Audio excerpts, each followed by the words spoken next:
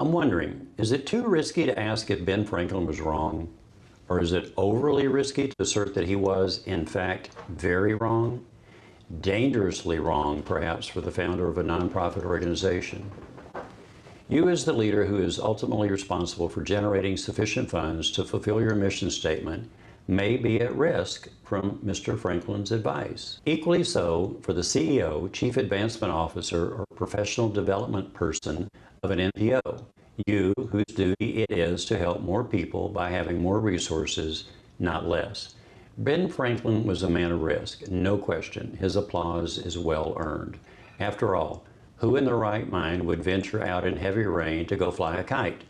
A wet kite string and a lightning storm is definitely a high-risk hotline to heaven. Old Ben, who is often referred to as the first American, discovered how to harness electricity, as we all know. Without Ben and his curious wet kite, there would be no key to Facebook, Instagram, X, or Candy Crush for that matter, on our smartphones and computer screens. You probably saw where Performance Marketing World stated that there are some 200 million Candy Crush users every month. That's about 8 million every electrical second. And whatever happened to Angry Birds and its 5 million downloads? Or Words with Friends? Are there really only 218 million of us still left? Thanks, Ben, for facilitating the dopamine loop and brain suck. So where does the financial connection for an NPO founder or CEO fit in here? Glad you asked. There's a penny for your saved thoughts herein. It is found in Ben's most famous saying, "A penny saved is a penny earned." However, hold further applause because there's debate over what Ben actually said. Back in 1737, along with pal Poor Richard and his #1 best-selling almanac, Ben wrote, quote, "A penny saved is 2 pence clear," end quote. Reportedly, some 21 years later, he again wrote, quote, "A penny saved is a penny got," end quote. How the verbal translation evolved to earned is anyone's guess, and somewhat, shall we say, of minor grammarian consideration. However, the financial translation is equally mysterious, and it has a far greater impact on the continued success and growth of many a nonprofit like yours, namely in the overemphasis on cost, and especially about cost cutting. Sadly, this is the preconditioned reaction of some financial advisors to and in nonprofits when revenue cycles slow down.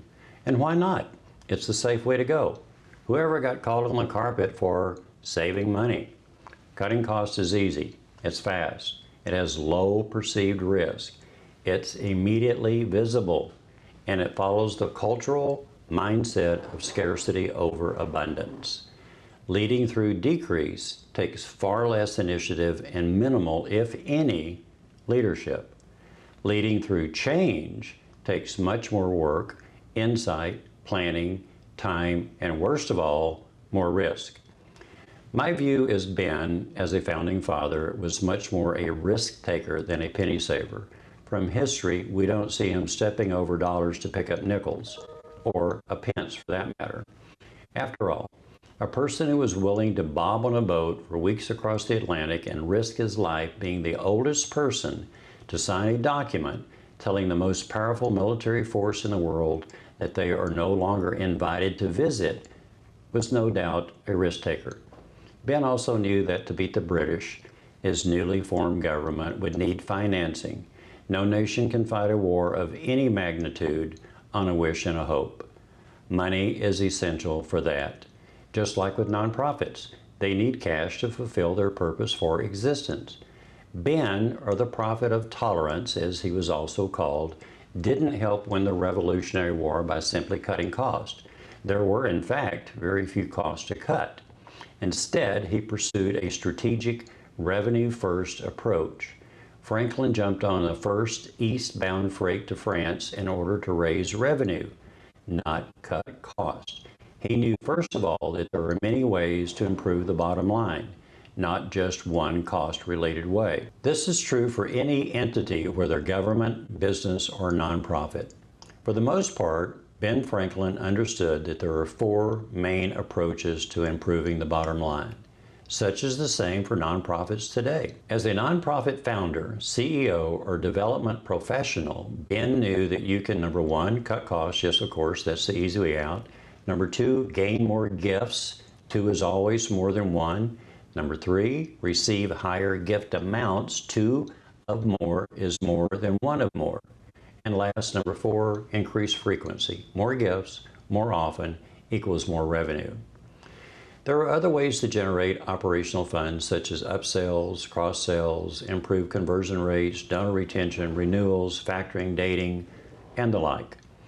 But all of these proven methods involve transactions, not retractions. They involve marketing and fundraising methods that have a demonstrated track record of delivering net increases, not net decreases. Joe Polish, founder of Genius Network, as one of the most successful networking entities that brings the world's brightest industry transformers and leaders together to gain insight and wisdom for both their personal and business growth.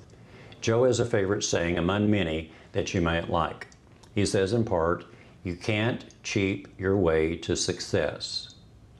Another version of this expression is, "You can't save your way to prosperity." It takes income, revenue, cash, funds, coins, resources, and even buttons and bottle caps if you have a good barter system in hand.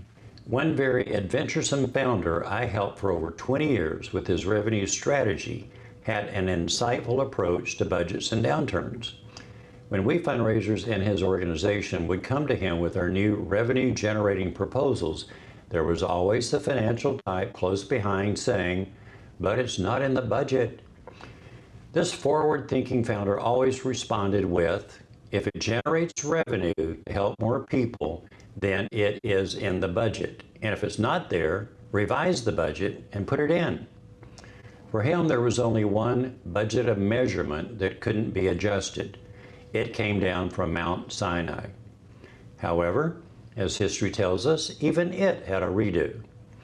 There is no fallacy here about wasted money or irresponsible use of funds. Sometimes we do indeed need to ask if costs should be conserved, and at times they most surely do. We are all stewards of the funds and resources we are given to do our jobs. Yet, the deeper question may be, is it irresponsible to hoard money through cost cutting rather than planting the seeds of increase in order to reap a harvest of greater return? Both are good considerations, no contest here. What's not always a good consideration is simply relying on the easy way out, that is, by cutting costs first, especially when a harder, more risk-filled path may in reality totally eliminate the need to cut any costs at all through increased revenue production.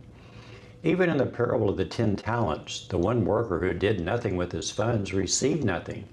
Zero risk, zero gain. In fact, he lost it all and was cast into, quote, outer darkness, end quote. The other two workers with the 2 and 5 talents generated 4 and 10 talent returns. Double risk, double benefit. No cost cutting or sitting on preconceived ideas of feigned safety. Not all situations are the same, and not all answers fit all instances. Equally so, cutting costs is not always the only way to go. As Peter Diamandis, the best-selling author who designs massive financial incentive competitions to solve humanity's grand challenges through his X Prize Foundation, says to us, "We live in an unprecedented time with a world of immeasurable abundance, not calculated scarcity," end quote. Sadly, far too often, financial advice can hide behind loss aversion.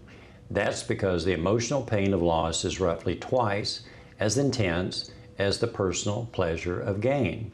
Psychologist Daniel Kahneman and Amos Tversky, in their breakthrough 1979 study on risk behavior, explain how decisions are heavily swayed by psychological biases that prevent humans from rationally maximizing their overall wealth. When the pain of loss is more powerful than the joy of gain, Protection of loss, that is cost cutting, will always win out over the pleasure of gain, that is revenue first. In this light, the bias towards scarcity can be much more dangerous to a nonprofit's health than abundance first risk. With this in mind, not giving revenue generating opportunities a chance can be more like holding the wet string in the thunderstorm. The enlightenment of lightning is not always the brightest path taken. Solid financial analysis coupled with wisdom and discernment may better allow for more revenues of enrichment than those first or most easily considered. In the end, we always know that our path to funding and prospering our nonprofit may come in many different forms, not just the simple fallback position of cutting cost. That's why you can take comfort and have confidence in knowing that all roads still lead to the same castle. It's just that not all journeys to increase revenue are the same. Some require staying on the road already taken. Until the next issue of Castle Roads, travel well, E. Paul.